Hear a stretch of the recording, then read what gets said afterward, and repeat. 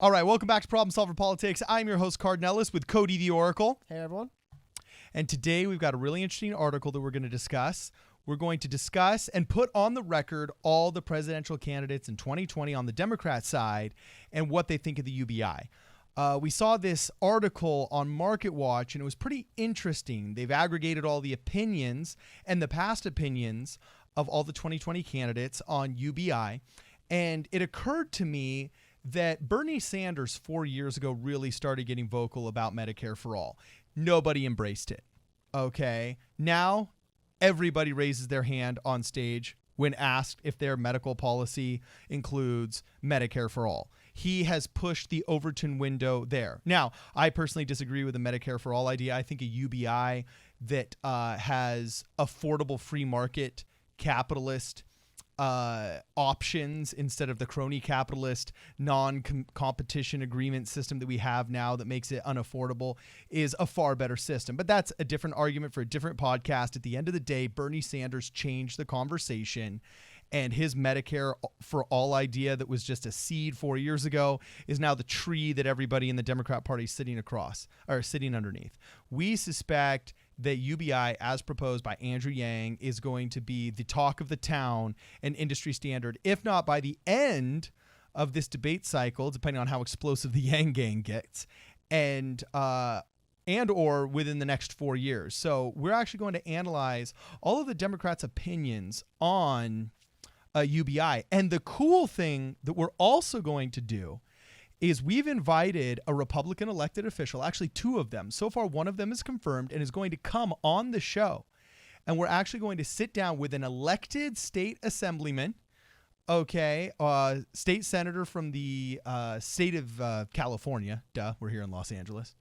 And we're going to talk shop and the possibilities of UBI and whether or not California, a municipality, a county, or the state as a whole could pull off something similar to what Alaska has done or Stockton has done, so on and so forth. But these are podcasts we're going to record with a little bit more preparation later on. So stay subscribed and tuned for that, because we're going to be sitting down with the real deal talking UBI. But first, let's put all these guys on the record and see what all of the 2020 candidates for the Democrat Party say about universal basic income. Cody, introduce us to the article, my man. Yes. Well, first of all, it's all the major candidates. I don't believe John Delaney's opinion and a couple of Hickenlooper. No Hickenlooper Okay. on here. Marianne Williamson's not on here, but it's some of the main candidates. Anyway, moving on. And the article goes on to explain what is the UBI, what's the Freedom Dividend. Just really quick go over of the UB dividend. Yang wants to give $1,000 a month to every American over the age of 18 with a no-strings-attached policy meant to help workers silenced by robots, artificial intelligence, and other new tech innovations. Yang says on his website it would pay for the annual $12,000 Freedom Dividend by introducing a new tax on the companies benefiting most from automation. It would improve people's health and nutrition. It would alleviate graduation rates. It would improve people's mental health, Yang continues. The one catch I could say people bring up is that it would replace some social benefits. You might have to give up, for instance, SNAP and some housing benefits. However, it would not replace Social Security, disability, and some veterans benefits. So just a really quick go over of what is exactly they're commenting on. Yeah. The first one to go to is Joe Biden. Now, here's the interesting thing, Cardon. What would you think Joe Biden would have said about UBI? Because this isn't really a discussion that's been in mainstream politics in the last 20, 30 years. I don't think since Nixon in the 70s really people talked about it. It's a mainstream idea. So what do you think Joe Biden would be on record to have said? You know, may not be the most known idea in mainstream politics, but I know that twice, if I'm not mistaken, it passed the House, or a version of it passed the House, as proposed by Richard Nixon. Okay, But in Biden the was 70s. around, right? Yeah, Biden would have been around for that. And if it's getting a House vote, he's probably somewhere on record Well, hold there. on, I gotta stop you. I've already spoiled the answer to the viewers. It was 2017 is what we're referencing in this article. Oh, okay. Gosh, man, I saw a compilation video of all the times he flip-flopped on gay marriage in less than 10 years, depending on the political expediency of the time. So I wouldn't be surprised if he flip-flopped on this. Did he flip-flop? What did he say? Probably no once, and now he's for it. Well, he came out against UBI. Interesting. Quote, the theory is that automation will result in so many lost jobs that the only plausible answer is some type of guaranteed government check with no strings attached. I believe there is a better way forward. I believe we must build a future that puts work first. That sounds great. And then they don't really go What's on. building a future that puts work first? Well, like, what that's is why I that? know Like that- outlawing machines Well, and hold using on, no. spades to dig canals? That's why I pulled up the blog post itself, right? Like, what Okay. is he talking about exactly? It's not a very long blog post, and really he gets into what he's talking about in the kind of lower part here. He says that he's going to launch a new effort at the Biden Institute at the University of Delaware to basically, he's speaking in Washington to CEOs from around the country about the shared responsibility to solve this problem. I'm glad he cares. Then he's So returning he's to having Delaware. a fundraiser with a bunch of rich people to tell them that poor people matter, Well, hold and then on. ask them for Hold on. donation checks. This is, to be fair, this is what he gets onto. Our effort will look at key policy changes needed for our workers to succeed. First, the Biden Institute will examine ways to transform our education system to be early, lifelong, affordable, and accessible. And then I could be wrong, but I don't believe there's a second or a third. That's basically all he proposes. Then he goes on to talk Okay. about how important education is and the joys of intellect. But there isn't really a whole lot more. Figure out how to train people for jobs of the future. That's kind of it. I don't want to be too harsh. It is just kind of a fluff blog post. Again, the blog post was posted on the Biden School of Public Policy and Administration at University of Delaware. So Yeah. there we go. Okay. But again, Joe Biden does not seem to be in favor of the UBI. All right, let's burn through the rest of us. Who's second? Kamala Harris? Can I read the Kamala Elizabeth Harris one? Warren would be next. Oh, Elizabeth Warren. Oh, yes, you're correct. I apologize. After Vox's Ezra Klein, oh boy. It reminds me of that scripture. Has any good thing come out of Nazareth? I just think, has any good thing come out of Vox? At some point, it must All right. have. At some point. At some point? One Okay. thing at some point, yeah. Actually, their informational videos are really fun. Like the kind of cute things in history. They must have done something funny once, right? Like, I Yeah. don't know. I like a lot of Vox stuff, just not their political junk. Anyway, after Vox's Ezra Klein raised the idea of UBI during a recent podcast interview, the Massachusetts senator replied that, there's so much more that we should do before we get there. Again, okay, like what? And then, yeah, sorry to interrupt. But continue. What do we have to do, according to Ms. Warren? Okay, do the student loan debt forgiveness, and that will start to close the black and white wealth gap. Use my housing plan and attack redlining straight on. Redlining has been outlawed since the 70s. Help close the differences between the poorest in this country and the middle class. Okay, maybe UBI would help with that. Give people more opportunities. Yeah, the entrepreneurial might of the American people would be unleashed if they knew that they had $1,000 a month to start businesses with. Let's get everybody on board and try that. Yeah. And That's like saying well- we should take antibiotics. No. You know what we should do first is reduce your fever. Then you know what else you should do is reduce your nausea. Oh, you mean the one caused well, hold on. by the illness that antibiotics would actually take care of? And I'm not, to be honest, not the biggest Elizabeth Warren fan, but to be fair, that was a question she was asked during the interview. Perhaps she doesn't really have that solid of a stance and just said, you know what, here's what I'm proposing instead. Because she does just kind of rattle off things she's proposing, you know? Yeah, So that was a cynical interpretation. she just kind of goes like, well, I want to do these things instead. I think it'll work better because maybe I'm not for it or against it. So, and again, in interview, interesting though, moving on, this is something some of you guys might already know, but Kamala Harris is kind of proposing her own version of some form of a UBI, basically in a tax credit for, it'd be more narrow than the proposed Freedom Dividend, but I believe it would be a... LIFT, what's that stand for? Loving, intersectional, feminist, transgendered actors? Doesn't make any... No, there's no way it's what it stands for. What's LIFT stand for? Give me 1 second, I'll tell you exactly what it stands for. Lift the Middle Class Act. I think I know, but I have a habit of butchering everything I propose, so... Well, anyways. Livable income for families today. I knew it was livable income. Okay, I that's still want fair. something stupid after that. The livable income for families today act. That's catchy. I Lift dig the it. middle class. No, I mean, so basically it would be up to $500 a month. And 57% of Americans do not have enough cash to cover a $500 unexpected expense. I'm sure that's basically true. where the numbers come from. So it provides $6,000 a year per family in the form of a refundable tax credit. The tax credit tax credit applies to household earnings under $100,000 annually. So I believe that is a pretty large percentage of the population making under 6 figures annually. Now, this is interesting because the UBI was originally proposed by Milton Friedman as a negative income tax. I believe one of the early items originally. My only beef with this, okay, and this is probably the closest thing we've gotten to universal basic income, is if you're a California senator in the most hyper-regulated state, that has a 71% to 29% majority of Democrats over Republicans, and it's virtually single-party rule. And the number one complaint of the opposition party in California is that we're hyper-regulated, and relieving the hyper-regulation would make it so that Californians could breathe and could actually fend for themselves instead of relying on welfare. And your best proposal to relieve poverty is basically a deregulation a little bit of the tax code on poor people. You're only proving kind of that less government intervention works. You're not necessarily proving that giving people money works. You're just proving that relieving tax burdens works, which all of a sudden makes you sound a lot like a limited government, low taxes, libertarian or Republican. Well, hold on. If you get a little bit deeper into the numbers of what she's actually proposing here. Okay. Realistically, it benefits the most people who make between $50,000 and $100,000 a year.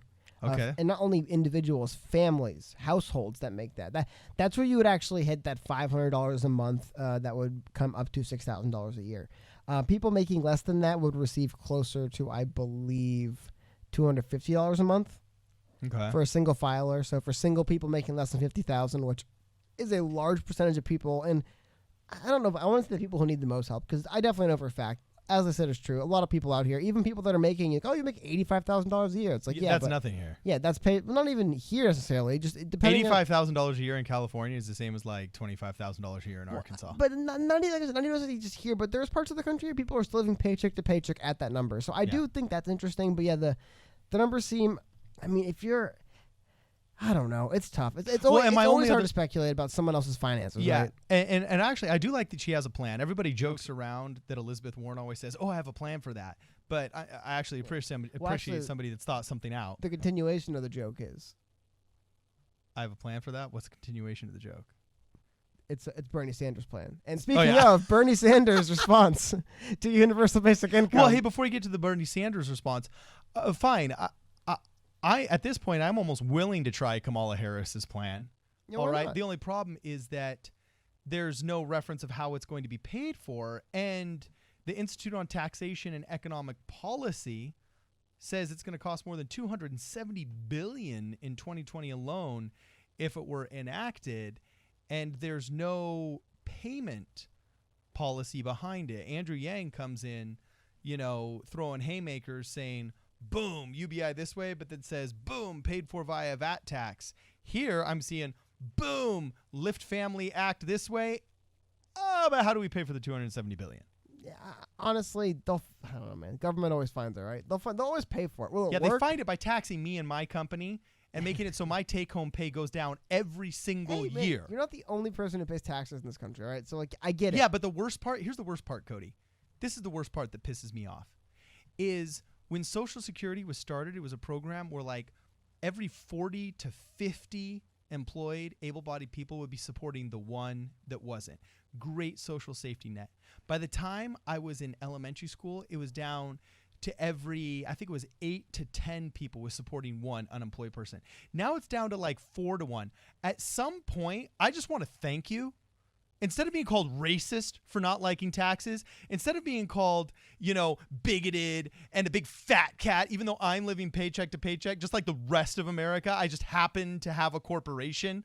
All right. You know what I'm saying? Because I filed 10 years ago to start a company. Instead of being told, hey, racist, give me your money. Oh, by the way, if you complain, I'm going to call you racist again.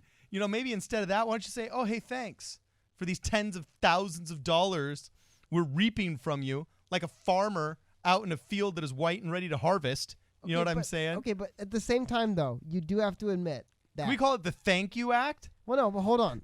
The taxation heavily hold on. And no knowledge. Hold on 1 second. Do you get as upset? I'm just being, I'm just playing the counterpoint. But do you get as upset when your taxes go up because we have, oh, you know what? Sorry, we got to go to war with Iran. I know it's going to suck, guys, but we got to go to war with Iran. Dude, no, that's one of the things I loved about Trump, though, because he said, why are we in Kuwait without Kuwait paying?